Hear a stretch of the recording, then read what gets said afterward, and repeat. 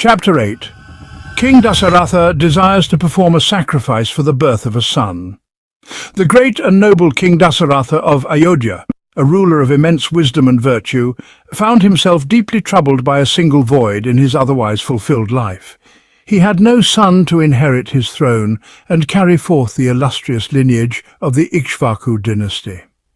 Despite his years of unwavering devotion, strict adherence to Dharma, and the practice of great austerities, no heir had been born to him. Reflecting on his duty as both a king and a father, the wise monarch resolved that the time had come for a sacrifice of immense magnitude and importance. Within the sacred halls of his palace, the king's mind turned to an ancient and powerful rite, the Ashvamedha Yajna, the horse sacrifice. A ritual of divine grandeur, it was said to bring immense blessings to those who performed it with pure intentions. This sacrifice, Dasaratha mused, shall bring forth the boon of a son. It is time. No sooner had this thought crossed his mind than the king summoned his trusted chief minister, Sumantra. With the calm authority of a ruler who had seen many seasons of governance, Dasaratha issued his command. Sumantra, call forth the learned sages, the spiritual preceptors, and the foremost of Brahmins. Let them assemble at once, for the time has come to seek their counsel. Swift and efficient as always, Sumantra acted on his king's command. The royal halls soon filled with the presence of the most revered sages, Suyagna, Vamadeva, Javali, Kasyapa, and the ever-wise Vasistha. The air was thick with the fragrance of incense and the weight of unspoken wisdom as these holy men, adorned in the simple garb of ascetics, entered the court of Dasaratha. The king, his posture humble yet regal, greeted them with the deepest of reverence. His voice, though rich with emotion, remained steady as he spoke words born from his heart.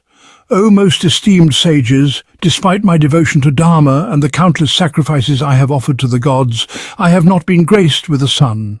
I now seek your guidance. I wish to perform the Ashvamedha Yajna according to the sacred injunctions of the scriptures. How might I, O wise ones, bring this endeavor to a successful completion?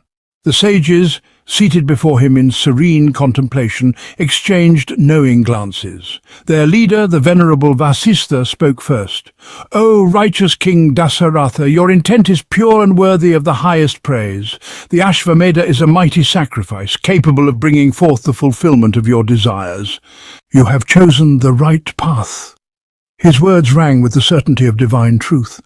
A murmur of agreement rippled through the assembly as the other sages added their voices to Vasistha's.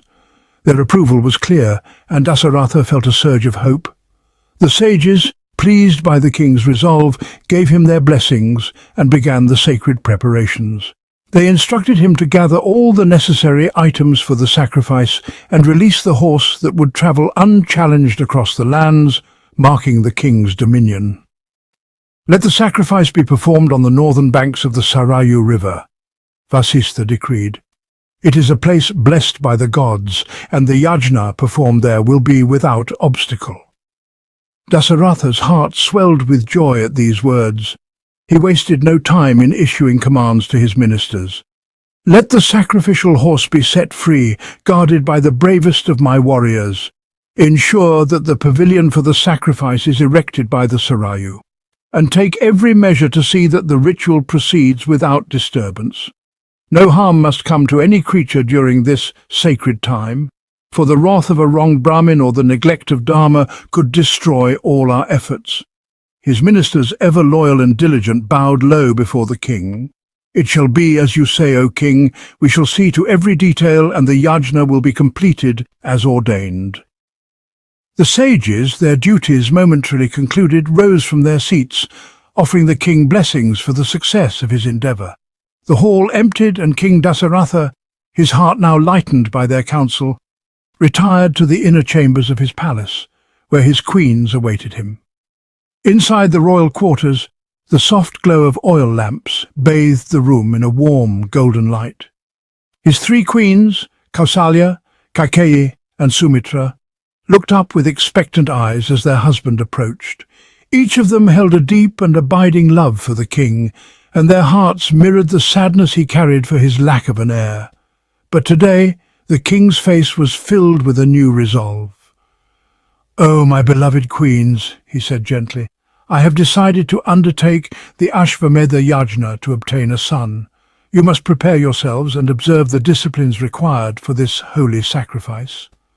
The queens exchanged joyful glances, their hearts lifting at the king's words.